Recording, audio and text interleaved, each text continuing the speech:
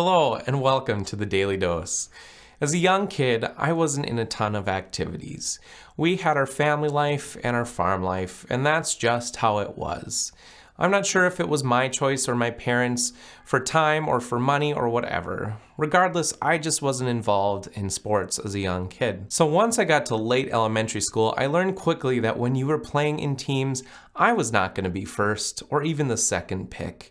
I'd probably be picked toward the end. And that really didn't even bother me too much. I just wanted to be on the winning team. I could be picked last, but I wanted to be picked for the better team. The best team, the team that won.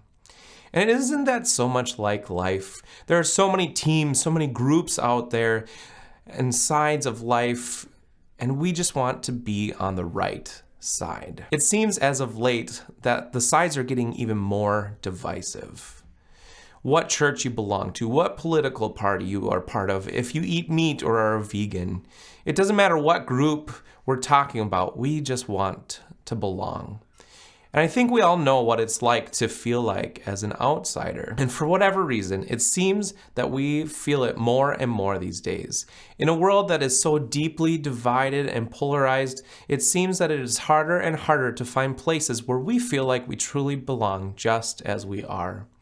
Our longing to belong has actually made us feel less like we belong. Because belonging is always defined by what we do, what we say, and how we perform, until it isn't.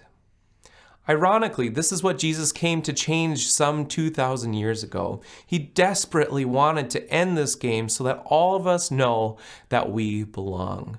He accepted those who no one else accepted. He made those who feel like outsiders insiders. Those on the margins he put at the center.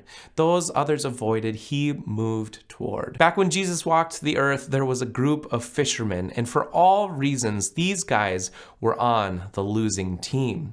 Most respectable people wouldn't even want to get near these guys. They used colorful language and were definitely rough around the edges, if you know what I mean. They were outsiders. They were losers. They were definitely on the losing side. And I would imagine that they felt like outside of fishing, they would have felt like they do not belong. Not to the respectable people of the day and age, and not to the church or synagogues or religious groups. And get this, this is who Jesus chose to be his closest friends and allies.